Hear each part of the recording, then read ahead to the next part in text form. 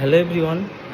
অনেকে বলছে যে ভোট ঘোষণা হয়ে গেছে, যে তো যারা যুবসাথীর টাকা পায়নি, অফলাইন অনলাইন যারা আবেদন করেছিল, তো তাদের মধ্যে যারা যুবসাথীর টাকা পায়নি, ভোট ঘোষণা হওয়ার কারণে কি তাদের টাকা আটকে যাবে বা তাদের কি টাকা দেওয়া হবে না, বা এরকমও অনেকে প্রশ্ন করছে যে ডিবিটি লিঙ্ক নেই, তার জন্য হয়তো টাকা আটকে যাচ্ছে। তো সেই সমস্ত নিয়ে আজকের ভিডিওটা।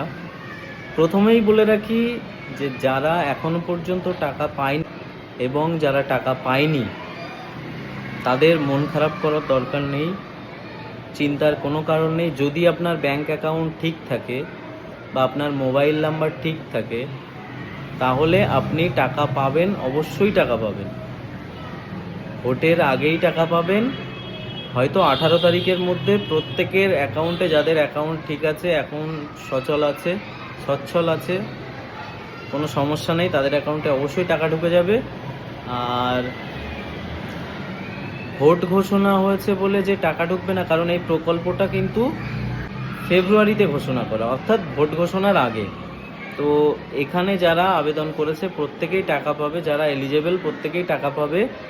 কিন্তু ব্যাপার হচ্ছে, ভোট ঘোষণা হওয়ার পর নতুন কোনো প্রকল্প গভর্নমেন্ট চালু করতে পারে না, বা নতুন কোনো প্রকল্পের কথা গভর্নমেন্ট বলতে পারবে না, বা কেউ আবেদনও করতে পারবে না।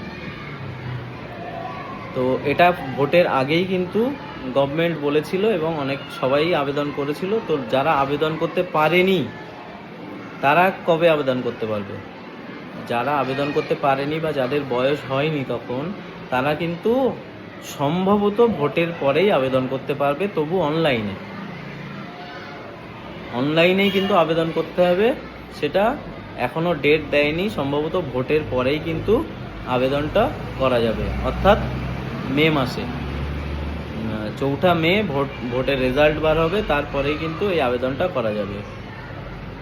আর যাদের ব্যাংকের সমস্যা আছে, তো তারা অবশ্যই দ্রুত ঠিক করে নিন, এবং যা রিসিপ্ট কপি যেটা দেওয়া হয়েছিল, যদি আপনি এলিজেবল থাকেন, তাহলে কিন্তু আপনার একটা অ্যাপ্লিকেশান হাতে লিখে তার সাথে প্রয়োজনীয় ডকুমেন্টগুলো দিয়ে আপনার রিজেক্টের যে মেসেজ এসছে সেই মেসেজ নিয়ে কিন্তু ব্লকে যোগাযোগ করতে হবে।